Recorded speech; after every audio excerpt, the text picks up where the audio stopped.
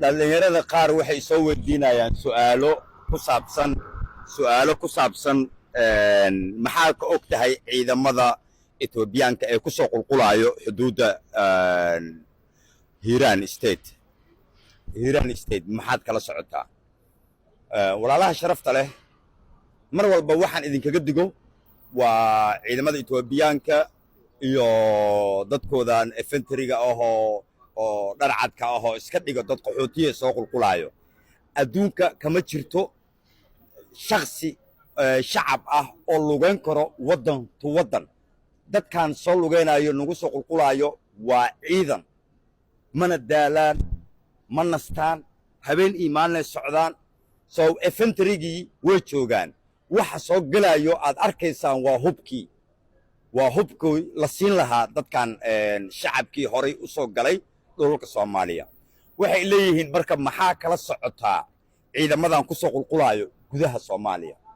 especially kuwii ugu dambeeyay shalay iyo daraad baabuurta xamuulka waday ee Hiiraan State soo galay heshiiskan waxaa saxiixday dawladda Soomaaliya iyo dawladda Itoobiya in ciidamo la keeno Galmudug AMISOM Etoobiyaan Mareykan Turki saddex saldhig oo ciidamo Mareykan ah ayaa laga furayaa Galmudug intaysan imaan Mareykanka waa in loo sii gogol xaaraa hubka la aruuriyaa muddo badan waxaa socday dagaallo u dhaxeeyo qabiilada habargidir dhexdooda daarood dhexdiisa dir iyo daarood hawiye iyo daarood habargidir iyo daarood dagaallo u dhaxeeyo ayaa Galmudug iyo mudug iyo galguduudii ka socon jiray waqtigii la soo afjir lahaa la soo gabagabayn lahaa waaye la soo gali lahaa aamin ama iska dhaaf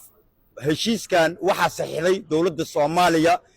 8 January 2024 ayaa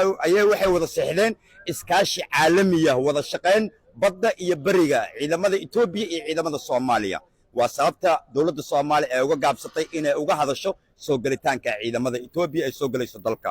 saasoo tahay walaal aniga wax walba ma sheegi karo for security reason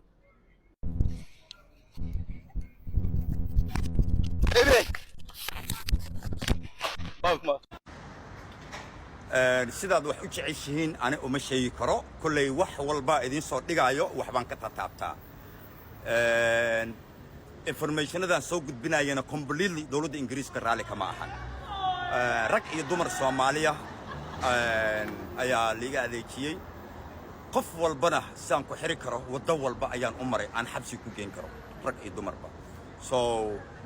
waxaan ahay shakhsi kaliya ee laga banaan baxay hadday noqoto qabiilada habargidir ninkii iyo naagtii beesha habargidir la soo xariireen waxaa la kala dhahaa ubax tahliil oo la soo xariirtay beesha Sacad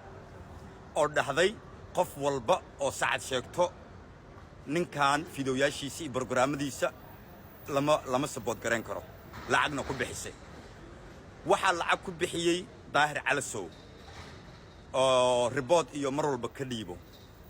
waxa lacag ku bixiyay cali yare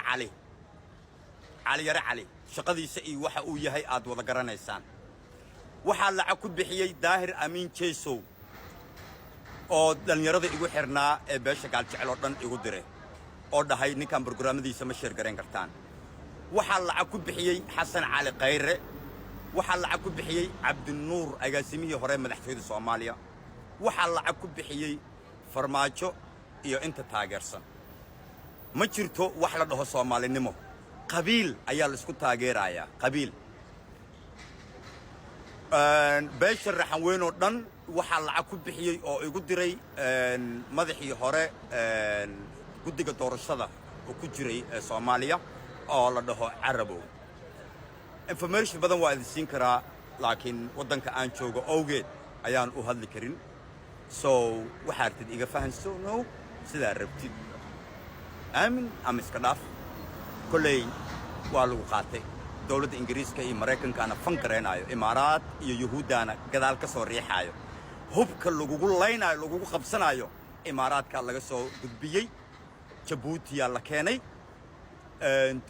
waxa laga soo dajiyay Berberi iyo Djibouti Soomaaliya hubka lagu qabsanayo ilaaha idin maqan